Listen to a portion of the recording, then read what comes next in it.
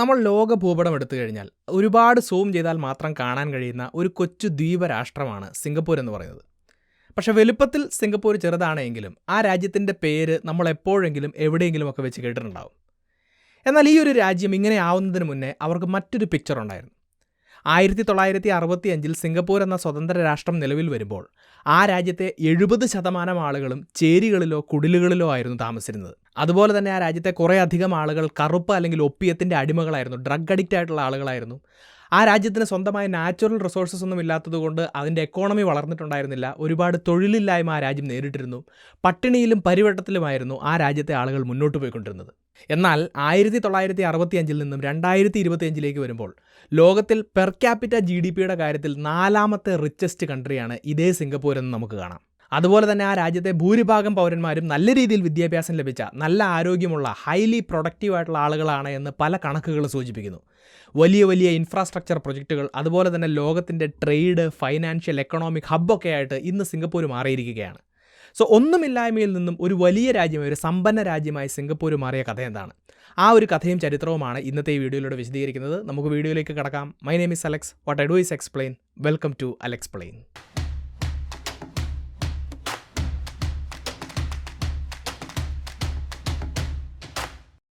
അപ്പോൾ ഇന്നത്തെ മലേഷ്യയുടെ താഴെ കാണുന്ന ചെറിയ ദ്വീപ രാഷ്ട്രമായിട്ടുള്ള സിംഗപ്പൂരിന് പണ്ട് കാലത്ത് വലിയ രീതിയിലുള്ള ഒരു സിഗ്നിഫിക്കൻസ് ഒന്നും ഇല്ലായിരുന്നു എന്ന് കാണാം. പക്ഷേ ആ സ്ഥലത്തിൻ്റെ പ്രാധാന്യം പതിയെ ഉയർന്നു വരുന്നത് ബ്രിട്ടീഷുകാർ ഇന്ത്യയെ കോളനിവൽക്കരിച്ച് ഇന്ത്യക്കും ചൈനയ്ക്കും ഇടയിലൊക്കെ പതിയെ ട്രേഡൊക്കെ നടക്കാൻ തുടങ്ങുമ്പോഴാണ്. ആ ഒരു കാലഘട്ടത്തിൽ ഇന്ത്യയിൽ ബ്രിട്ടീഷുകാർ ഒപ്പിയം അല്ലെങ്കിൽ കറുപ്പ് കൃഷി ചെയ്ത് ചൈനയിലേക്ക് കയറ്റി അയക്കുകയും അത് കൊടുത്ത് ചൈനയിൽ നിന്ന് ടീ അല്ലെങ്കിൽ തേയിലപ്പൊടി വാങ്ങി ലോകത്തിൻ്റെ പല ഭാഗങ്ങളിൽ കച്ചവടം നടത്തുകയും ചെയ്യുമായിരുന്നു. അപ്പോൾ ആ ഒരു ട്രേഡ് റൂട്ടിലെ വളരെ പ്രധാനപ്പെട്ട ഒരു ഭാഗമാണ് മലാക്ക സ്ട്രേറ്റ് എന്ന് പറയുന്നത്. ഈ മലാക്ക സ്ട്രേറ്റിൻ്റെ തൊട്ടടുത്താണ് സിംഗപ്പൂർ കിടക്കുന്നത് എന്ന് കാണാം. അപ്പോൾ സിംഗപ്പൂർ എന്ന് പറഞ്ഞിട്ടുള്ള ആ ഒരു പ്രദേശത്തിൻ്റെ പ്രാധാന്യം മനസ്സിലാക്കി ബ്രിട്ടീഷുകാർ അന്ന് അവിടെ ഭരിച്ചിരുന്ന രാജാവിൻ്റെ കയ്യിൽ പണം കൊടുത്തിട്ടാണ് ആ ഒരു പ്രദേശം സ്വന്തമാക്കുന്നത് എന്ന് നമുക്ക് കാണാം. പിന്നീട് സിംഗപ്പൂരിനടുത്തുകൂടെ പോകുന്ന ആ ഒരു ട്രേഡ് റൂട്ടിൻ്റെ പ്രാധാന്യം കൂടി വരികയാണ്, അല്ലെങ്കിൽ ധാരാളം ട്രേഡ് അതിൽ നടക്കാൻ തുടങ്ങുകയാണ്. പ്രത്യേകിച്ച് സൂയസ് കനാലൊക്കെ തുറന്നു കഴിഞ്ഞപ്പോൾ യൂറോപ്പിൻ്റെയും ഏഷ്യയുടെയും ഇടയിൽ നല്ല രീതിയിൽ ട്രേഡ് നടക്കുമ്പോൾ വളരെ പ്രധാനപ്പെട്ട ഒരു പാതയായിട്ട് ഈ മലാക്ക സ്ട്രേറ്റ് മാറുകയാണ്. ഇനി അത് മാത്രമല്ല, ഈ സിംഗപ്പൂരിൻ്റെ അടുത്ത് കിടക്കുന്ന മലൈ പെനിൻസുല, അതായത് ഇന്നത്തെ മലേഷ്യയിൽ ബ്രിട്ടീഷുകാർ പതിയെ റബ്ബർ കൃഷിയൊക്കെ ആരംഭിക്കുന്നുണ്ട്.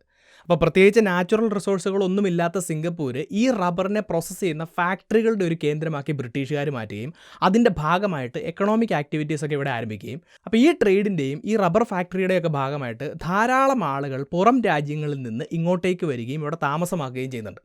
അപ്പോൾ ഇവിടെ ഒരു കാര്യം മനസ്സിലാക്കണം. സിംഗപ്പൂരിനെ സംബന്ധിച്ചിടത്തോളം അവിടുത്തെ നേറ്റീവ് ട്രൈബ്സ് അല്ലെങ്കിൽ അവിടുത്തെ ഒറിജിനൽ ഇൻഹാബിറ്റൻസ് എന്നൊക്കെ പറയുന്നത് വളരെ ചെറിയ ട്രൈബൽ പോപ്പുലേഷൻ മാത്രമേ ഉള്ളൂ. കൂടുതൽ ആളുകളും ചൈന, മലേഷ്യ, ഇന്ത്യ പോലെയുള്ള രാജ്യങ്ങളിൽ നിന്ന് വന്ന് അവിടെ സെറ്റിൽ ആയിട്ടുള്ള ആളുകളാണ് എന്നുള്ളത് മനസ്സിലാക്കുക. അപ്പോൾ ഈ ഒരു സാഹചര്യത്തിൽ പതിയെ പതിയെ ബ്രിട്ടീഷ് മിലിറ്ററിയുടെ പ്രസൻസ് ഒക്കെ അവിടെ ഉയർന്നു വരുന്നത് കാണാം. ഈ രീതിയിൽ കാര്യങ്ങൾ മുന്നോട്ട് പോകുമ്പോഴാണ് 1939 രണ്ടാം ലോക മഹായുദ്ധം പൊട്ടിപ്പുറപ്പെടുന്നത്. അപ്പോൾ ആ ഒരു കാലഘട്ടത്തിൽ ഈ സൗത്ത് ഈസ്റ്റ് ഏഷ്യൻ രാജ്യങ്ങൾക്കൊക്കെ മുകളിൽ ജപ്പാൻ്റെ അധിനിവേശം നടക്കുന്നുണ്ട്. അപ്പോൾ അതിൻ്റെ ഭാഗമായിട്ട് സിംഗപ്പൂരും ജപ്പാന് മുന്നിൽ കീഴടങ്ങുന്നത് നമുക്ക് കാണാം. അപ്പോൾ ഈ ഒരു സമയത്ത്, അതായത് സിംഗപ്പൂർ ജപ്പാൻ്റെ കീഴിലായിരുന്ന കാലഘട്ടത്തിൽ വലിയ രീതിയിലുള്ള പ്രശ്നങ്ങൾ അവർക്ക് നേരിടേണ്ടി വരുന്നുണ്ട്. സിംഗപ്പൂർ എന്ന് പറഞ്ഞിട്ടുള്ള ആ ഒരു സ്ഥലത്ത് വലിയ രീതിയിലുള്ള നാശനഷ്ടങ്ങൾ ജപ്പാൻ ആർമിയുടെ ഭാഗത്തു നിന്നുണ്ടാകുന്നു. അവിടെ ജീവിക്കുന്ന ആളുകളുടെ മേലെ വലിയ രീതിയിലുള്ള ഒരു ആക്രമണം ജപ്പാൻ ആർമി അഴിച്ചുവിടുന്നു. അപ്പോൾ ആ ഒരു രീതിയിലൂടെ അവർ കടന്നു പോവുകയും സിംഗപ്പൂർ പൂർണ്ണമായിട്ടും തകർന്ന് തരിപ്പണമാവുന്ന ഒരു അവസ്ഥയിലേക്ക് പോവുകയും ചെയ്യുന്നു. എന്നാൽ 1945 രണ്ടാം ലോക മഹായുദ്ധത്തിൽ ജപ്പാൻ പരാജയപ്പെട്ടതോടുകൂടി സിംഗപ്പൂരിൻ്റെ കൺട്രോൾ വീണ്ടും ബ്രിട്ടീഷുകാരുടെ കയ്യിലേക്ക് വരുന്നുണ്ട്. പക്ഷേ ബ്രിട്ടീഷുകാർക്ക് സിംഗപ്പൂരിൻ്റെ കൺട്രോൾ മുന്നോട്ട് കൊണ്ടുപോകുന്നതിന് വലിയൊരു താല്പര്യമുണ്ടായിരുന്നില്ല. കാരണം സിംഗപ്പൂർ തകർന്ന് തരിപ്പണമായിരിക്കുകയാണ് എന്ന് മാത്രമല്ല, ആ ഒരു കാലഘട്ടത്തിൽ കോളനികൾക്കെല്ലാം പതിയെ സ്വാതന്ത്ര്യം കൊടുത്തു തുടങ്ങുന്ന ഒരു കാലഘട്ടം കൂടി ആയതുകൊണ്ട് സിംഗപ്പൂരുമായിട്ട് മുന്നോട്ട് പോകാൻ അവർക്ക് വലിയ താല്പര്യമുണ്ടായിരുന്നില്ല. അപ്പോൾ ഈ ഒരു സമയത്തെ സിംഗപ്പൂരിൻ്റെ അല്ലെങ്കിൽ അവിടുത്തെ ജനങ്ങളുടെ അവസ്ഥ നോക്കുകയാണെങ്കിൽ പട്ടിണിയിലും പരിവട്ടത്തിലൂടെയുമാണ് അവിടെ ആളുകൾ മുന്നോട്ട് പോകുന്നത്. മാത്രമല്ല അവരുടെ പോപ്പുലേഷനിലെ ഭൂരിഭാഗം ആളുകളും ഒപ്പിയം പോലെയുള്ള ലഹരി വസ്തുക്കൾക്ക് അടിമകളായി മുന്നോട്ട് പോവുകയായിരുന്നു. ഗ്യാംബ്ലിങ് പോലെയുള്ള കാര്യങ്ങളായിരുന്നു അവിടുത്തെ പ്രധാനപ്പെട്ട വിനോദങ്ങൾ എന്ന് പറയുന്നത്. അതായത് മൊത്തം താറുമാറായിട്ടുള്ള അവസ്ഥയിലൂടെയായിരുന്നു സിംഗപ്പൂർ മുന്നോട്ട് പോകുന്നത്. എന്നാലും ചെറിയ രീതിയിലുള്ള അഡ്മിനിസ്ട്രേറ്റീവ് റീഫോമുകളൊക്കെ ബ്രിട്ടീഷുകാരുടെ കീഴിൽ നടക്കുന്നുണ്ട്. 1948 ചെറിയ രീതിയിലുള്ള ഒരു ഇലക്ഷൻ അവിടെ നടക്കുന്നുണ്ട്. അതുപോലെ തന്നെ പതിയെ സിംഗപ്പൂരിൻ്റെ കോൺസ്റ്റിറ്റ്യൂഷൻ അവർ രൂപീകരിക്കുന്നത് കാണാം. 1955 ഒരു ഇലക്ഷൻ നടക്കുന്നുണ്ട്. 59 ഫുൾ ഫ്ലെഡ്ജഡ് ആയിട്ടുള്ള ഒരു ഇലക്ഷൻ സിംഗപ്പൂരിൽ നടക്കുന്നത്. അപ്പോൾ ആ ഒരു സമയത്ത് പീപ്പിൾസ് ആക്ഷൻ പാർട്ടി എന്ന് പറഞ്ഞ PAP എന്ന് പറഞ്ഞിട്ടുള്ളൊരു പാർട്ടി അവിടെ അധികാരത്തിൽ വരികയും ആ പാർട്ടിയുടെ നേതാവായിരുന്ന ലീ കുവാൻ യു സിംഗപ്പൂരിൻ്റെ ആദ്യത്തെ പ്രധാനമന്ത്രിയായിട്ട് അധികാരത്തിലേറുകയും ചെയ്യുന്നു. അപ്പോൾ അദ്ദേഹം പ്രധാനമന്ത്രിയായി കഴിഞ്ഞപ്പോൾ ഒരു ആർമി ഇല്ലാത്ത, ഒരു എക്കോണമി വളരാത്ത, ഒരു തരത്തിലുള്ള നാച്ചുറൽ റിസോഴ്സസും ഇല്ലാത്ത ഇങ്ങനെ ഒരു രാജ്യത്തിന് ഇൻഡിപെൻഡൻ്റ് ആയിട്ട് മുന്നോട്ട് പോകാൻ സാധിക്കുകയില്ല എന്നുള്ളൊരു തീരുമാനത്തിലെത്തുകയും അതിൻ്റെ ഭാഗമായി തൊട്ടടുത്ത് കിടക്കുന്ന മലേഷ്യ എന്ന രാജ്യവുമായിട്ട് കൂടിച്ചേർന്നുകൊണ്ട് മുന്നോട്ട് പോകാൻ വേണ്ടി തീരുമാനിക്കുകയും ചെയ്യുന്നു. അങ്ങനെ 1963 സിംഗപ്പൂർ മലേഷ്യയുടെ ഭാഗമാവുകയാണ്. പക്ഷേ മലേഷ്യയിലെ രാഷ്ട്രീയക്കാർ, അതുപോലെ തന്നെ അവിടുത്തെ ഗവൺമെൻറ്, അവിടുത്തെ ജനങ്ങൾക്കൊന്നും സിംഗപ്പൂരിനെ അവരുടെ കൂടെ ചേർത്ത് മുന്നോട്ട് പോകാൻ താല്പര്യമുണ്ടായിരുന്നില്ല എന്ന് മാത്രമല്ല, സിംഗപ്പൂരിലെ ആളുകൾ വലിയ രീതിയിലുള്ള ഡിസ്ക്രിമിനേഷൻ നേരിടുകയാണ്. അപ്പോൾ മലേഷ്യ എന്തെങ്കിലും പോളിസികളൊക്കെ മുന്നോട്ട് വെക്കുമ്പോൾ അവിടെ താമസിക്കുന്ന മലയ് വിഭാഗത്തിൽപ്പെട്ടിട്ടുള്ള ആളുകൾക്ക് മുൻതൂക്കം കൊടുത്തുകൊണ്ടാണ് എല്ലാ കാര്യങ്ങളും ചെയ്യുന്നത്. ആ ഒരു രാജ്യത്തിൻ്റെ പോപ്പുലേഷൻ്റെ 20% മാത്രമേ സിംഗപ്പൂരിൽ നിന്നുള്ള ആളുകൾ ഉണ്ടായിരുന്നുവെങ്കിലും ആ രാജ്യത്തിൻ്റെ റവന്യൂവിൻ്റെ 40% കൊടുക്കേണ്ടിയിരുന്നത് ഇവരായിരുന്നു. എന്ന് മാത്രമല്ല 1965 ഒരു റഫറണ്ടത്തിൻ്റെ ഭാഗമായി സിംഗപ്പൂരിനെ മലേഷ്യയിൽ നിന്നും വേർപെടുത്താൻ വേണ്ടി അവർ തീരുമാനിക്കുകയും അങ്ങനെ 1965 സിംഗപ്പൂരിന് താല്പര്യമില്ലാതെ സിംഗപ്പൂർ ഒരു സ്വതന്ത്ര രാജ്യമായി മാറുകയും റിപ്പബ്ലിക് ഓഫ് സിംഗപ്പൂർ എന്ന് പറഞ്ഞിട്ടുള്ള ഒരു രാജ്യം നിലവിൽ വരികയും ചെയ്യുകയാണ്. അപ്പോൾ ആ രീതിയിൽ കാര്യങ്ങൾ മുന്നോട്ട് പോകുന്നു എന്ന് മാത്രമല്ല 1967 ബ്രിട്ടീഷുകാരും സിംഗപ്പൂരിൽ നിന്ന് പിൻവാങ്ങുകയാണ്. ബ്രിട്ടീഷ് ആർമിയെ അവിടെ നിന്ന് കൊണ്ടുപോവുകയാണ്. അതോടുകൂടി സ്വന്തമായി അവർക്കൊരു ഡിഫൻസ് ഫോഴ്സും ഇല്ലാതാവുകയാണ്. അപ്പോൾ 1967 സിംഗപ്പൂരിൻ്റെ അവസ്ഥ നോക്കുകയാണെങ്കിൽ ഒരുപാട് പ്രശ്നങ്ങളാണ് അവിടെ ഉള്ളത് എന്ന് കാണാം. സിംഗപ്പൂരിലെ ആളുകൾക്ക് ഒരു നാഷണൽ ഐഡൻറ്റിറ്റി ഇല്ല. സിംഗപ്പൂർ എന്ന് പറഞ്ഞിട്ടുള്ള ഒരു നാഷണൽ ഐഡൻറ്റിറ്റി ഇല്ല. ഏകദേശം 60% ആളുകൾ ചൈനീസ് ഒറിജിനാണ്, 25% ആളുകൾ മലയ് ഒറിജിനാണ്, 10% ആളുകൾ ഇന്ത്യൻ ഒറിജിനാണ്. ഇങ്ങനെ പലതരത്തിലുള്ള വിഭാഗത്തിൽപ്പെട്ടിട്ടുള്ള ആളുകളായതുകൊണ്ട് അവർക്കിടയിൽ പലതരത്തിലുള്ള കമ്മ്യൂണൽ വയലൻസുകൾ നടന്നുകൊണ്ടിരിക്കുകയാണ്. ഒരു തരത്തിലുമുള്ള നാച്ചുറൽ റിസോഴ്സ് ഇല്ലാത്തൊരു രാജ്യമായതുകൊണ്ട് അവരുടെ എക്കോണമി എങ്ങനെ വളർത്തിയെടുക്കുമെന്ന് അവർക്ക് യാതൊരു ഐഡിയയുമില്ല. അതുപോലെ ഭൂരിഭാഗം ആളുകളും ദാരിദ്ര്യത്തിലും പട്ടിണിയിലും മുന്നോട്ട് പോകുമ്പോൾ അവരുടെ വിദ്യാഭ്യാസം, പാർപ്പിടം, ആരോഗ്യം ഇങ്ങനെയുള്ള കാര്യങ്ങളൊക്കെ എന്ത് ചെയ്യണമെന്ന് ഗവൺമെൻറ്റിന് യാതൊരു ഐഡിയയുമില്ല. അതുപോലെ തന്നെ ബ്രിട്ടീഷുകാർ പിൻവലിഞ്ഞതോടുകൂടി അവർക്കൊരു ആർമി ഇല്ലാത്തതുകൊണ്ട് അവരുടെ സേഫ്റ്റിയും പ്രശ്നത്തിലായിട്ടിരിക്കുകയാണ്. അപ്പോൾ ഇങ്ങനെ ഒരു സാഹചര്യത്തെ അവിടുത്തെ പ്രധാനമന്ത്രിയായിട്ടുള്ള ലീ ക്വാൻ യുവിൻ്റെ നേതൃത്വത്തിൽ എങ്ങനെയാണ് നേരിട്ടത് എന്ന് നമുക്ക് മനസ്സിലാക്കാൻ വേണ്ടി ശ്രമിക്കാം. അപ്പോൾ അവരാദ്യം ചെയ്യുന്ന കാര്യം എന്താണെന്ന് ചോദിച്ചു കഴിഞ്ഞാൽ രാജ്യത്തിൻ്റെ സുരക്ഷ ഉറപ്പുവരുത്തുക എന്നുള്ളതാണ്. അപ്പോൾ അതിനുവേണ്ടി ചെയ്യുന്നത് എന്താണെന്ന് ചോദിച്ചു കഴിഞ്ഞാൽ ആസിയാൻ പോലെയുള്ള സംഘടനകളുടെ രൂപീകരണത്തിൽ ഭാഗമാവുകയും അതുവഴി തെക്ക് കിഴക്കൻ ഏഷ്യൻ രാജ്യങ്ങൾ അല്ലെങ്കിൽ അവരുടെ അടുത്ത് കിടക്കുന്ന രാജ്യങ്ങളുമായിട്ട് സാമ്പത്തികപരമായിട്ടും സുരക്ഷാപരമായിട്ടുമൊക്കെ നല്ലൊരു ബന്ധം സ്ഥാപിച്ച് മുന്നോട്ട് പോകാനും വേണ്ടി ശ്രമിക്കുന്നു. അങ്ങനെ രാജ്യത്തിൻ്റെ സുരക്ഷ ഉറപ്പുവരുത്തുന്നു. അതുപോലെ തന്നെ പതിയെ പതിയെ രാജ്യത്തിൻ്റെ ഒരു ആർമിയെ വളർത്തിയെടുക്കുകയും ചെയ്യുന്നു. അങ്ങനെ രാജ്യത്തിൻ്റെ എക്സ്റ്റേണൽ സെക്യൂരിറ്റി ഉറപ്പാക്കിയതിന് ശേഷം അവർ ചെയ്യുന്ന രണ്ടാമത്തെ പ്രധാനപ്പെട്ട കാര്യം എന്ന് പറയുന്നത് രാജ്യത്തിൻ്റെ ഇൻറ്റേർണൽ സെക്യൂരിറ്റി അല്ലെങ്കിൽ രാജ്യത്തിൻ്റെ ഉള്ളിൽ സമാധാനം പുനഃസ്ഥാപിക്കുക എന്നുള്ളതാണ്. അപ്പോൾ അന്ന് രാജ്യം നേരിട്ടിരുന്ന ഏറ്റവും പ്രധാനപ്പെട്ട പ്രശ്നം എന്ന് പറയുന്നത് വിവിധ വിഭാഗത്തിൽപ്പെട്ടിട്ടുള്ള ആളുകളാണ് അവിടെയുള്ളത്. പല എത്നിസിറ്റി, ചൈനീസ് വംശജരായിട്ടുള്ള ആളുകൾ, ഇന്ത്യൻ വംശജരായിട്ടുള്ള ആളുകൾ, മലയ് വംശജരായിട്ടുള്ള ആളുകൾ, മറ്റു വിഭാഗത്തിൽപ്പെട്ടിട്ടുള്ള ആളുകൾ, അവരിൽ തന്നെ പല മതങ്ങളിൽ വിശ്വസിക്കുന്ന ആളുകൾ, പല ഭാഷകൾ സംസാരിക്കുന്ന ആളുകൾ, ഇങ്ങനെയുള്ള ആളുകളെല്ലാം സെപ്പറേറ്റ് ആയിട്ട് നിന്നുകൊണ്ട് പല കമ്മ്യൂണൽ ടെൻഷനും അവിടെ ഉണ്ടായിരുന്നു. അപ്പോൾ ഇവരെല്ലാം ഒരു കുടക്കീഴിൽ സിംഗപ്പൂർ എന്ന് പറഞ്ഞുള്ള ഒരു നാഷണൽ ഐഡൻറ്റിറ്റിക്ക് കീഴെ കൊണ്ടുവരിക എന്നുള്ളതായിരുന്നു രണ്ടാമത് ചെയ്യുന്നത്. അപ്പോൾ അതിനുവേണ്ടി ചെയ്യുന്ന ഒന്നാമത്തെ കാര്യം എന്ന് പറയുന്നത് നിയമത്തിൻ്റെ കീഴിൽ ഇവരെ എല്ലാവരെയും ഈക്വലായിട്ട് കണക്കാക്കുക. നിങ്ങളുടെ വംശമോ ജാതിയോ മതമോ ഒന്നും വിഷയമല്ല, എല്ലാവർക്കും ഒരേപോലെയുള്ള ട്രീറ്റ്മെൻറ്റ് കൊടുക്കുക. ഒരു പ്യുവർ സെക്യുലർ കൺട്രിയാക്കി സിംഗപ്പൂരിനെ മാറ്റുക എന്നുള്ളതാണ് ഒന്നാമതായിട്ട് ചെയ്യുന്നത്. പക്ഷേ അതുകൊണ്ട് മാത്രം കാര്യമില്ല, ഈ ആളുകളുടെ ഇടയിൽ, വിവിധ വിഭാഗത്തിൽപ്പെട്ടിട്ടുള്ള ആളുകളുടെ ഇടയിൽ ഒരു മിംഗ്ലിംഗ് ഉണ്ടാവണം. അപ്പോൾ അതിനുവേണ്ടി പല നിയമങ്ങളും മുന്നോട്ട് കൊണ്ടുവരുന്നു. അതിൽ ഒന്നാമത്തെ പ്രധാനപ്പെട്ട നിയമമാണ് ഏതൊരു ബിൽഡിങ്ങിലും, ഹൗസിങ്ങിനൊക്കെ വേണ്ടിയിട്ട് ധാരാളം ബിൽഡിങ്ങുകൾ അവർ പണിയുന്നുണ്ട്, ഈ ബിൽഡിങ്ങുകളിലെല്ലാം ആളുകൾ അവരുടെ എത്നിസിറ്റിക്ക് അനുസരിച്ച് ആളുകളുടെ പെർസെൻറ്റേജ് ഉണ്ടാവണം. ഉദാഹരണം പറയുകയാണെങ്കിൽ ഒരു ബിൽഡിംഗ് എടുത്തു കഴിഞ്ഞാൽ ആ ബിൽഡിങ്ങിൽ താമസിക്കുന്ന 60% ഫാമിലികൾ ചൈനീസ് ഒറിജിനായിരിക്കണം, 25% ഫാമിലികൾ മലയ് ഒറിജിനായിരിക്കണം, 10% കുടുംബങ്ങൾ ഇന്ത്യൻ ഒറിജിനായിരിക്കണം, ബാക്കിയുള്ളവരല്ലാത്തവരായിരിക്കണം. ഇങ്ങനെ ആളുകളെല്ലാം മിങ്കിൾ ചെയ്യിപ്പിക്കുന്നതിന് വേണ്ടിയിട്ടുള്ള ഒരു എത്നിക് ഇൻ്റഗ്രേഷൻ പോളിസി ഗവൺമെൻറ് മുന്നോട്ട് വെക്കുകയാണ്. അതങ്ങനെ തന്നെ നടപ്പിലാക്കുകയും അതൊരു ഇൻറ്റേർണൽ പീസിന് വേണ്ടിയിട്ട് വലിയ രീതിയിൽ സഹായം ചെയ്യുകയും ചെയ്യുന്നുണ്ട്. ഇനി അതുപോലെ തന്നെ എല്ലാ വർഷവും ജൂലൈ 21 ഒരു സോഷ്യൽ ഹാർമണി ഡേ ആയിട്ട് പ്രഖ്യാപിക്കുകയാണ്. എല്ലാ ആളുകളും അവരുടേതല്ലാത്ത ഒരു എത്നിസിറ്റിയിൽ അല്ലെങ്കിൽ അവരുടേതല്ലാത്തൊരു റിലീജിയസ് ആയിട്ടുള്ള വേഷങ്ങൾ ധരിച്ചൊരു ക്രോസ് ഡ്രസ്സ് ചെയ്ത് എല്ലാവരും പരസ്പരം മിങ്കിൾ ചെയ്യുന്നു. അപ്പോൾ ഈ രീതിയിൽ പല വിഭാഗത്തിൽപ്പെട്ടിട്ടുള്ള ആളുകളെല്ലാം ഒരു കുടക്കീഴിൽ കൊണ്ടുവന്ന് അവരെയെല്ലാം ഒരേപോലെ അല്ലെങ്കിൽ ഒരു നാഷണൽ ഐഡൻറ്റിറ്റിയുടെ കീഴിൽ കൊണ്ടുവരിക എന്നുള്ള ആ ഒരു വലിയ കാര്യം നേടിയെടുക്കാൻ സിംഗപ്പൂരിന് സാധിക്കുകയും അത് അവരുടെ ഇടയിൽ ഒരു ഇൻറ്റേർണൽ പീസ്, അവരുടെ രാജ്യത്തിൻ്റെ ഉള്ളിൽ സമാധാനം പുനഃസ്ഥാപിക്കുന്നതിന് വലിയൊരു ഭാഗമാവുകയും ചെയ്തിട്ടുണ്ട്. ഇനി ഇവർ മൂന്നാമതായിട്ട് ചെയ്യുന്നത് എന്താണെന്ന് ചോദിച്ചു കഴിഞ്ഞാൽ ഏറ്റവും വലിയൊരു ഇൻവെസ്റ്റ്മെൻറ്റ് നടത്തുകയാണ്. അവിടുത്തെ ഹ്യൂമൻ ക്യാപിറ്റലിലാണ് ഇൻവെസ്റ്റ്മെൻറ്റ് നടത്തുന്നത്. ഇപ്പോൾ തന്നെ നമ്മൾ പലപ്പോഴും കേൾക്കാറുണ്ട്, പല രാജ്യങ്ങളിലും പ്രശ്നങ്ങളുണ്ടാകുന്നതിന് കാരണം അവിടുത്തെ പോപ്പുലേഷൻ ക്രമാതീതമായി വർദ്ധിക്കുന്നതാണ്. ജനസംഖ്യാ വർധന ഒരു വലിയ പ്രശ്നമാണ് എന്ന് ആളുകൾ പറയുമ്പോൾ ആ ജനസംഖ്യ ഒരു വലിയ സ്വത്താണ്, വലിയൊരു അസറ്റാണ് എന്ന് കണ്ടുകൊണ്ട് അവിടെ ഇൻവെസ്റ്റ് ചെയ്യാൻ വേണ്ടിയിട്ട് സിംഗപ്പൂർ തീരുമാനിക്കുകയാണ്. ഇപ്പോൾ സിംഗപ്പൂരിൻ്റെ പോപ്പുലേഷൻ ഡെൻസിറ്റി നോക്കുകയാണെങ്കിൽ 8,000 ആളുകളാണ് ഒരു സ്ക്വയർ കിലോമീറ്ററിൽ കാണാൻ സാധിക്കുക. അതേസമയം നമ്മുടെ രാജ്യമായിട്ടുള്ള ഇന്ത്യയുടെ പോപ്പുലേഷൻ ഡെൻസിറ്റി എന്ന് പറയുന്നത് വെറും 400 മുതൽ 450 വരെ മാത്രമാണ് എന്ന് മനസ്സിലാക്കുക. അപ്പോൾ അത്രയും ഡെൻസിലി പോപ്പുലേറ്റഡ് ആയിട്ടുള്ള സിംഗപ്പൂരിലെ ആളുകളെ ഹ്യൂമൻ ക്യാപിറ്റലായി കണ്ടുകൊണ്ട് അവരിൽ ഗവൺമെൻറ് ഇൻവെസ്റ്റ് ചെയ്യുകയാണ്. എങ്ങനെയാണ് ഇൻവെസ്റ്റ്മെൻറ്റ് നടത്തുന്നത്? ഒന്നാമത്തെ ഏറ്റവും പ്രധാനപ്പെട്ട കാര്യം എല്ലാവർക്കും കൃത്യമായി ഒരു ഹൗസിംഗ്, ഒരു വീട് കൊടുക്കുക എന്നുള്ളതാണ്. ഞാൻ നേരത്തെ തന്നെ പറഞ്ഞു 70% ആളുകളും ചേരികളിലോ കുടിലുകളിലോ ആയിരുന്നു താമസിച്ചിരുന്നത്. അപ്പോൾ ഗവൺമെൻറ് സ്ഥലം പ്രൊക്യൂർ ചെയ്ത് അവിടെ വലിയ രീതിയിൽ ബിൽഡിങ്ങുകൾ പണിത് വളരെ അഫോർഡബിൾ ആയിട്ടുള്ള പ്രൈസിൽ ആ ബിൽഡിങ്ങുകൾ അല്ലെങ്കിൽ അവിടുത്തെ വീടുകൾ ജനങ്ങൾക്ക് വിൽക്കുകയാണ് ചെയ്യുന്നത്. ഇവിടെ ഒരു കാര്യം മനസ്സിലാക്കണം, ഗവൺമെൻറ് വീടുകൾ ജനങ്ങൾക്ക് വെറുതെ കൊടുക്കുകയല്ല, ചെറിയ തുകയ്ക്ക് വിൽക്കുകയാണ്. ജനങ്ങളത് പണം കൊടുത്ത് വാങ്ങിക്കണം. അവർക്ക് എവിടെ നിന്നാണ് പണം കിട്ടുന്നതെന്ന് ഞാൻ പിന്നീട് പറയാം.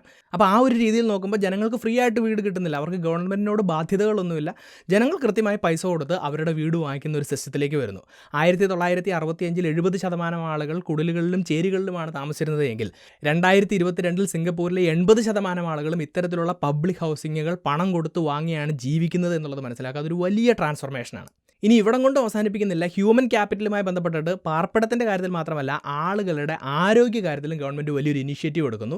മോഡേൺ ആയിട്ടുള്ള പബ്ലിക് ഹെൽത്ത് സിസ്റ്റങ്ങൾ, ധാരാളം ഹോസ്പിറ്റലുകളിലൊക്കെ ഗവൺമെൻറ് പണി കഴിപ്പിക്കുകയും വളരെ കുറഞ്ഞ ചിലവിൽ അല്ലെങ്കിൽ ഏറെക്കുറെ സൗജന്യമായി തന്നെ പബ്ലിക് ഹെൽത്ത് കെയർ ജനങ്ങളിലേക്ക് എത്തിക്കുകയും ചെയ്യുന്നു.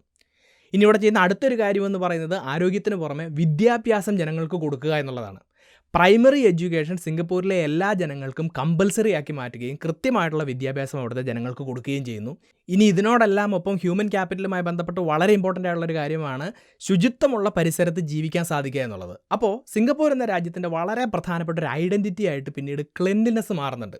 കീപ് സിംഗപ്പൂർ ക്ലീൻ എന്ന പേരിൽ ഒരു വലിയ പ്രൊജക്റ്റ് തന്നെ ഈ പ്രൈം മിനിസ്റ്റർ ലീ കുവാൻ യുവിൻ്റെ നേതൃത്വത്തിൽ മുന്നോട്ട് വെക്കുന്നത് കാണാം. നമ്മുടെയൊക്കെ നാട്ടിൽ കാണുന്നത് പോലെ ഗിമ്മിക്കുകളായിരുന്നില്ല ഇത്. ശക്തമായിട്ടുള്ള നിയമങ്ങൾ ഇതിൻ്റെ ഭാഗമായിട്ട് മുന്നോട്ട് വെക്കുന്നുണ്ട്. ഒരു ഉദാഹരണം പറയുകയാണെങ്കിൽ 1992 സിംഗപ്പൂരിൽ ചൂയിങ്കം തന്നെ ബാൻ ചെയ്യുന്ന ഒരു നിയമം കൊണ്ടുവരുന്നുണ്ട്. അതുപോലെ തന്നെ ഈ വൃത്തിയുമായി ബന്ധപ്പെട്ടിട്ട്, ശുചിത്വവുമായി ബന്ധപ്പെട്ടിട്ട് ആരെങ്കിലും നിയമലംഘനം നടത്തി കഴിഞ്ഞാൽ വലിയ രീതിയിലുള്ള ഫൈന്, പിഴ അവർക്ക് മേലെ ചുമത്തുന്ന നിയമങ്ങളൊക്കെ മുന്നോട്ട് വന്ന് വളരെ സ്ട്രിക്റ്റ് ആയിട്ട് ഈ ക്ലീൻലിനെസ് മുന്നോട്ട് കൊണ്ടുപോകാൻ അവർ ശ്രമിക്കുന്നുണ്ട്. ഇനി അതുപോലെ തന്നെ പരിസര ശുചിത്വം, അതുപോലെ തന്നെ പൊല്യൂഷനൊക്കെ ബന്ധപ്പെട്ടിട്ടുള്ള വളരെ പ്രധാനപ്പെട്ട ഒരു പ്രശ്നമാണ് നമ്മുടെ നിരത്തിലേക്ക് വരുന്ന വാഹനങ്ങൾ എന്ന് പറയുന്നത്. അപ്പോൾ മാക്സിമം പ്രൈവറ്റ് വാഹനങ്ങളുടെ എണ്ണം കുറച്ച് പബ്ലിക് ട്രാൻസ്പോർട്ടേഷന് ഒരു ഊന്നൽ സിംഗപ്പൂർ കൊടുക്കുന്നതാണ്. അതിനുവേണ്ടി അവർ ചെയ്യുന്നത് എന്താണെന്ന് ചോദിച്ചു കഴിഞ്ഞാൽ ഏറെക്കുറെ 100% ടാക്സ് പ്രൈവറ്റ് വാഹനങ്ങളുടെ മുകളിൽ ഏർപ്പെടുത്തുന്നു. എന്ന് മാത്രമല്ല, ഒരു സമയത്ത് സിംഗപ്പൂരിൽ അനുവദനീയമായിട്ടുള്ള പ്രൈവറ്റ് വാഹനങ്ങളുടെ എണ്ണത്തിൽ തന്നെ ഗവൺമെൻറ് ഒരു ലിമിറ്റേഷൻ കൊണ്ടുവരുന്നു.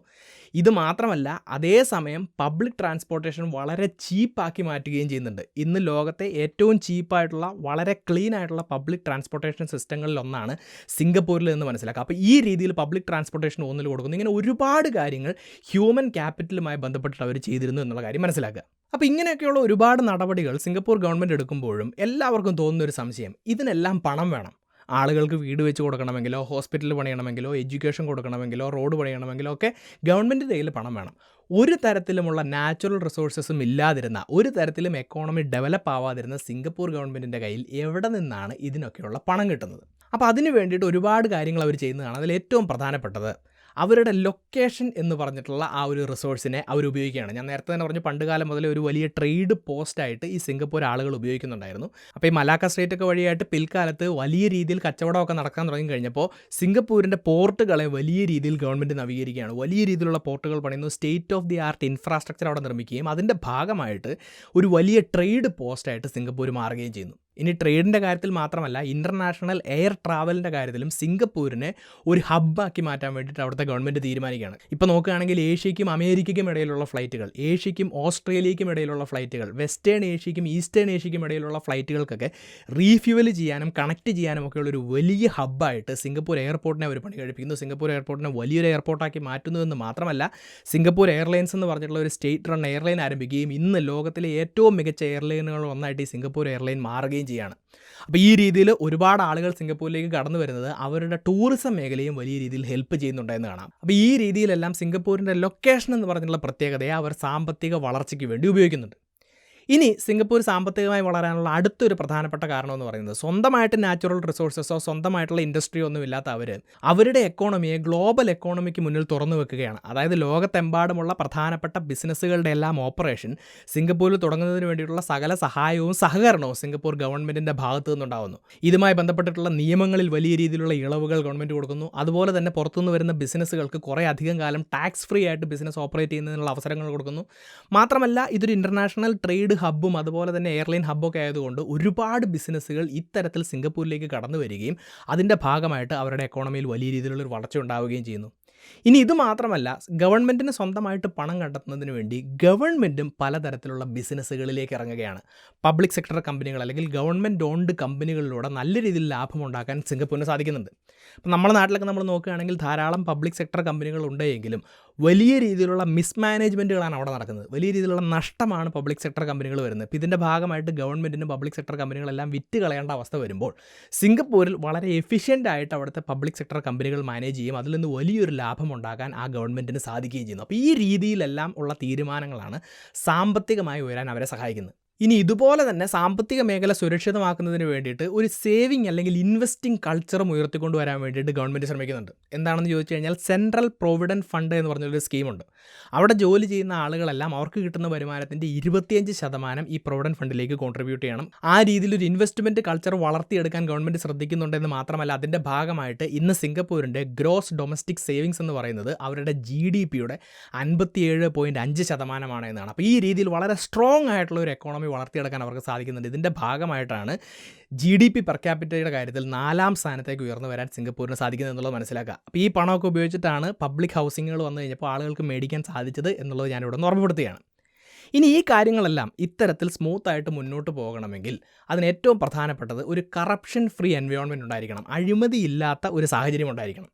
അപ്പോൾ അഴിമതി ഇല്ലാതാക്കുന്നതിന് വേണ്ടിയിട്ടും ഒരു കാര്യം സിംഗപ്പൂർ ഗവൺമെൻറ് മുന്നോട്ട് പോകുന്നത്, അല്ലെങ്കിൽ 2 കാര്യങ്ങളാണ് അവർ പ്രധാനമായിട്ടും ചെയ്യുന്നത്. ഒന്നാമത്തേത് അവിടുത്തെ ഗവൺമെൻറ് എംപ്ലോയീസിനും അതുപോലെ തന്നെ അവിടുത്തെ മിനിസ്റ്റേഴ്സ് അങ്ങനെയുള്ള ആളുകൾക്കുമെല്ലാം വലിയ രീതിയിലുള്ള സാലറി കൊടുക്കുകയാണ്. ഇപ്പോൾ സിംഗപ്പൂർ പ്രധാനമന്ത്രിയുടെ ഒരു വർഷത്തെ ശമ്പളം എന്ന് പറയുന്നത് $1.6 മില്യൺ അമേരിക്കൻ പ്രസിഡന്റിനേക്കാളും മുകളിലാണ് അദ്ദേഹത്തിൻ്റെ ശമ്പളം എന്ന് കാണാം. അപ്പോൾ ഇതുപോലെയുള്ള വലിയൊരു ശമ്പളം അവിടുത്തെ ഗവൺമെൻറ് സർവൻസിനും അതുപോലെ തന്നെ മന്ത്രിമാർക്കും MP-മാർക്കും ഒക്കെ കിട്ടിക്കഴിയുമ്പോൾ അവർ അഴിമതിയിലേക്ക് പോവുകയില്ല എന്നുള്ളൊരു കൺസെപ്റ്റിലേക്ക് വരുന്നു. മാത്രമല്ല പെർഫോമൻസ് ബേസ്ഡ് പേ എന്ന് പറഞ്ഞാൽ, അതായത് നല്ല രീതിയിൽ പെർഫോമൻസ് കാഴ്ചവെക്കുകയാണെങ്കിൽ അതിനനുസരിച്ച് സാലറി എക്സ്ട്രാ ആയിട്ട് കിട്ടുന്ന ഒരു സ്കീമും കൂടിയുണ്ട്. അപ്പോൾ ഈ രീതിയിൽ കറപ്ഷനെതിരെ അവർ ഫൈറ്റ് ചെയ്യുന്നു. ഇനി അതുപോലെ തന്നെ ഏതെങ്കിലും തരത്തിൽ ഏതെങ്കിലും ഗവൺമെൻറ് സർവൻറ്റോ അല്ലെങ്കിൽ MP-മാരോ മന്ത്രിമാരോ ഒക്കെ അഴിമതി കാണിക്കുകയാണെങ്കിൽ കഠിനമായിട്ടുള്ള ശിക്ഷ കൊടുക്കുന്ന നിയമങ്ങളും അവിടെ കൊണ്ടുവന്ന് കറപ്ഷനെ ഒരു പരിധി വരെ ഒഴിവാക്കാൻ അവർക്ക് സാധിക്കുന്നുണ്ട്. ഇന്ന് ലോകത്തെ ലീസ്റ്റ് കറപ്റ്റഡ് ആയിട്ടുള്ള 4ാമത്തെ രാജ്യമാണ് സിംഗപ്പൂർ എന്നുള്ള കാര്യം മനസ്സിലാക്കുക. അപ്പോൾ ഈ രീതിയിലെല്ലാം സിംഗപ്പൂർ എന്ന രാജ്യത്തിന് സ്വാതന്ത്ര്യം കിട്ടിക്കഴിഞ്ഞപ്പോൾ ആ രാജ്യം നേരിടുന്ന പ്രശ്നങ്ങൾ എന്തൊക്കെയാണെന്ന് കൃത്യമായി പഠിച്ച് അതിനെല്ലാം ടൈലർ മെയ്ഡ് ആയിട്ടുള്ള സൊല്യൂഷൻസ് കൊടുത്തുകൊണ്ടാണ് കഴിഞ്ഞ 60 വർഷം കൊണ്ട് ഒരു വികസിത രാജ്യം, ഒരു സമ്പന്ന രാജ്യമായി മാറാൻ സിംഗപ്പൂരിന് സാധിച്ചതെന്ന് ഇപ്പോൾ നിങ്ങൾക്ക് മനസ്സിലായിട്ടുണ്ടാവും. പക്ഷേ ഇതിനെല്ലാം കൃത്യമായ നേതൃത്വം കൊടുത്ത അവിടുത്തെ പ്രധാനമന്ത്രിയായിരുന്ന ലീ കുവാം യുവിനെ കുറിച്ച് നമ്മൾ ആരും അധികം കേട്ടിട്ടുണ്ടാവില്ല. ലോകത്തിലെ ഏറ്റവും പ്രധാനപ്പെട്ട നേതാക്കന്മാരുടെ ചരിത്രമൊക്കെ പഠിക്കുമ്പോൾ ഈ പേര് അങ്ങനെ ഉയർന്നു കാണാറില്ല. അതിൻ്റെ കാരണം എന്താണ്? പ്രധാനമായിട്ട് 2 കാരണങ്ങളാണ് പറയുന്നത്. ഇദ്ദേഹം ഒരു നല്ല നേതാവായിരുന്നുവെങ്കിലും ഇദ്ദേഹത്തെ ഒരു ഡിക്റ്റേറ്ററായിട്ട് ആളുകൾ കണക്കാക്കുന്നുണ്ട്. പലതരത്തിലുള്ള പോളിസികൾ അദ്ദേഹം മുന്നോട്ട് വെക്കുമ്പോൾ രാഷ്ട്രീയപരമായിട്ടും അല്ലാതെയും ഒക്കെ എതിർപ്പുകൾ ഉണ്ടാകുമ്പോൾ അത്തരത്തിൽ എതിർപ്പുകൾ ഉന്നയിക്കുന്നവരുടെ വായടപ്പിക്കാൻ അല്ലെങ്കിൽ അവരെ ഉന്മൂലനം ചെയ്തുകൊണ്ടാണ് ഈ നേതാവ് മുന്നോട്ട് പോയതെന്ന് പറയുന്നു. പതിയെ സിംഗപ്പൂർ ഒരു സിംഗിൾ പാർട്ടി സ്റ്റേറ്റ് ആയിട്ട് മാറുന്നുണ്ട്. അപ്പോൾ ഈ രീതിയിലെല്ലാം ഒരു ഡിക്റ്റേറ്റർഷിപ്പിൻ്റേതായിട്ടുള്ള പല കാര്യങ്ങളും ഇദ്ദേഹത്തിൻ്റെ ഭരണത്തിൽ കാണാൻ കഴിയുന്നുണ്ടെന്ന് ആളുകൾ പറയുന്നു. അപ്പോൾ അതുകൊണ്ടാണ് ഇദ്ദേഹം ഫേമസ് ആവാത്തതെന്ന് ഒരു വിഭാഗത്തിൽപ്പെട്ടിട്ടുള്ള ആളുകൾ പറയുന്നു. എന്നാൽ രണ്ടാമത്തെ ഒരു പോയിന്റ് എന്ന് പറയുന്നത് ഇദ്ദേഹം ഒരിക്കലും സ്വന്തമായിട്ട് പ്രൊമോട്ട് ചെയ്യുകയോ അല്ലെങ്കിൽ സ്വന്തമായ ഒരു PR വർക്ക് ചെയ്യുകയോ ചെയ്തിട്ടില്ല എന്നാണ് പറയുന്നത്. സിംഗപ്പൂരിൽ എവിടെ പോയാലും ഇദ്ദേഹവുമായി ബന്ധപ്പെട്ടിട്ടുള്ള മോണ്യുമെൻറ്റുകൾ എയർപോർട്ടിൻ്റെ പേരിലോ അല്ലെങ്കിൽ സ്റ്റേഡിയത്തിൻ്റെ പേരിലോ ഒന്നും ഇദ്ദേഹത്തിൻ്റെ പേരൊന്നും നമുക്ക് ഒരിക്കലും കാണാൻ പറ്റില്ല. അപ്പോൾ ഈ രീതിയിലുള്ള ഒരു സെൽഫ് പ്രൊമോഷൻ അദ്ദേഹത്തിൻ്റെ ഭാഗത്തു നിന്നുണ്ടായിരുന്നില്ല. അദ്ദേഹത്തിന് കൃത്യമായി സിംഗപ്പൂരിനെ കുറിച്ചൊരു വിഷൻ ഉണ്ടായിരുന്നു. ആ വിഷൻ അദ്ദേഹം നടപ്പിലാക്കിയെടുക്കുക മാത്രമാണ് ചെയ്തത്. അപ്പോൾ ഒരുപാട് ആളുകളൊരു സംശയം മുന്നോട്ട് വെക്കും, എന്തുകൊണ്ട് ലോകത്തിലെ രാഷ്ട്രീയ നേതാക്കന്മാർക്കെല്ലാം ഈ ഒരു പാത പിന്തുടർന്നുകൂടാ, അവരുടെയൊക്കെ രാജ്യത്തെ മികച്ചൊരു രാജ്യമാക്കി എന്തുകൊണ്ട് മാറ്റാൻ സാധിക്കുന്നില്ല എന്ന്. അപ്പോൾ ലോകത്തിലെ മിക്ക രാഷ്ട്രീയ നേതാക്കന്മാരുടെയും പ്രധാനപ്പെട്ട പ്രശ്നം എന്ന് പറയുന്നത് അവരുടെ നാട് നന്നാവണമെന്നോ അല്ലെങ്കിൽ അവർക്ക് വോട്ട് ചെയ്ത ആളുകൾക്ക് ഉയർച്ച ഉണ്ടാവണമെന്നോ എന്നതിന് പകരം അവരുടെ ഏറ്റവും പ്രധാനപ്പെട്ട ലക്ഷ്യം എന്ന് പറയുന്നത് എങ്ങനെയെങ്കിലും അടുത്ത ഇലക്ഷൻ ജയിക്കുക എന്നുള്ളതും ഇലക്ഷനുകൾ ജയിച്ചുകൊണ്ട് അധികാരത്തിൽ എങ്ങനെയെങ്കിലും തുടരുക എന്നുള്ളതുമാണ്. അപ്പോൾ അതിന് ഏറ്റവും പ്രധാനപ്പെട്ട ഒരു കാര്യം എന്ന് പറയുന്നത് എപ്പോഴും ലൈം ലൈറ്റിൽ നിൽക്കുക എന്നുള്ളതാണ്. അതുകൊണ്ട് അവർ ചെയ്യുന്ന പ്രവൃത്തികളിൽ കൂടുതൽ ശ്രദ്ധിക്കാതെ അവരുടെ PR വർക്കിലാണ് രാഷ്ട്രീയക്കാർ എപ്പോഴും ശ്രദ്ധിക്കുന്നത്. ഇപ്പോൾ ഒരു ഉദാഹരണം നോക്കുകയാണെങ്കിൽ നാട്ടിലെ പബ്ലിക് ബസ് സ്റ്റാൻഡിൽ 5 ലക്ഷം രൂപ മുടക്കി ഒരു ശുചിമുറി പണിതതിന് ശേഷം അതിൻ്റെ ഫെസിലിറ്റീസിനെ കുറിച്ച് കൂടുതൽ ആലോചിക്കാതെ എത്രയും പെട്ടെന്ന് 10,000 രൂപ മുടക്കി തൻ്റെ ചിത്രമുള്ള ഒരു ഫ്ലെക്സ് അതിൻ്റെ മുകളിൽ ഒട്ടിക്കാനാണ് പല രാഷ്ട്രീയക്കാരും എപ്പോഴും ശ്രദ്ധിച്ചുകൊണ്ടിരിക്കുന്നത്. അപ്പോൾ ആ ഒരു PR വർക്കിലേക്ക് മാത്രം ആളുകൾ കോൺസെൻട്രേറ്റ് ചെയ്യുന്നതാണ് പലപ്പോഴും ഒരു പ്രധാനപ്പെട്ട പ്രശ്നം. ഇനി ഇതല്ലാത്ത മറ്റൊരു വിഭാഗം രാഷ്ട്രീയക്കാരുണ്ട്, ഇതൊന്നും ചെയ്യാത്ത രാഷ്ട്രീയക്കാർ. അവർ ജനങ്ങളുടെ വോട്ട് പിടിക്കാൻ വേണ്ടി ചെയ്യുന്നത് ജനങ്ങളുടെ ഇടയിൽ ഭിന്നിപ്പുണ്ടാക്കുക എന്നുള്ളതാണ്. നമ്മുടെ ജാതി, നമ്മുടെ മതം, നമ്മുടെ ഭാഷ, നമ്മുടെ രാഷ്ട്രീയം ഇതൊക്കെയാണ് ഏറ്റവും വലുത്. ബാക്കിയുള്ളവരെല്ലാം നമ്മുടെ ശത്രുക്കളാണ്. അതുകൊണ്ട് നമ്മുടെ ജാതിയും മതവും രാഷ്ട്രീയവും ഭാഷയും ഒക്കെ മുന്നോട്ട് പോകണമെങ്കിൽ നിങ്ങൾ എനിക്ക് വോട്ട് ചെയ്ത് ജയിപ്പിക്കണം എന്ന് പറഞ്ഞ് ജയിച്ചു പോകുന്ന നേതാക്കന്മാരാണ് മറ്റൊരു വിഭാഗം. ഇത്തരം രാഷ്ട്രീയക്കാർക്കിടയിൽ എൻ്റെ നാടിനും എനിക്ക് വോട്ട് ചെയ്ത ജനങ്ങൾക്കും ഉയർച്ചയുണ്ടാവണമെന്ന് ജെനുവിനായി വിശ്വസിക്കുകയും അതിനുവേണ്ടി പ്രയത്നിക്കുകയും ചെയ്യുന്ന കുറച്ചാളുകളെങ്കിലും ലോകത്തിൻ്റെ പല ഭാഗത്തുമുണ്ട്. അത്തരത്തിലുള്ള ഒരാൾ സിംഗപ്പൂരുകാർക്ക് പ്രധാനമന്ത്രിയായി വന്നതുകൊണ്ടാണ് അവർക്ക് ഈ വളർച്ചയുണ്ടായതെന്നും സിംഗപ്പൂർ എന്ന രാജ്യം ഇത്ര സമ്പന്നമായി മാറിയത് എന്നുമാണ് എൻ്റെ അഭിപ്രായം. ഈ വിഷയത്തെക്കുറിച്ചുള്ള നിങ്ങളുടെ അഭിപ്രായം എന്താണ്? അത് നിങ്ങളുടെ നിർദ്ദേശങ്ങൾക്കും സംശയങ്ങൾക്കും ഈ വിഷയത്തെക്കുറിച്ച് നിങ്ങൾക്കറിയാവുന്ന എക്സ്ട്രാ പോയിന്റുകൾക്കും ഒപ്പം നിങ്ങൾ കമൻറ്റ് ബോക്സിൽ രേഖപ്പെടുത്തുക. ഈ ഒരു വീഡിയോ മറ്റുള്ളവർ കാണുന്നത് നല്ലതാണെന്ന് തോന്നുന്നുണ്ടെങ്കിൽ തീർച്ചയായിട്ടും നിങ്ങൾ ഈ വീഡിയോ ഷെയർ ചെയ്യുക. ഇതുപോലത്തെ നല്ല നല്ല വീഡിയോസുമായി വീണ്ടും വരുന്നതുവരേക്കും നന്ദി.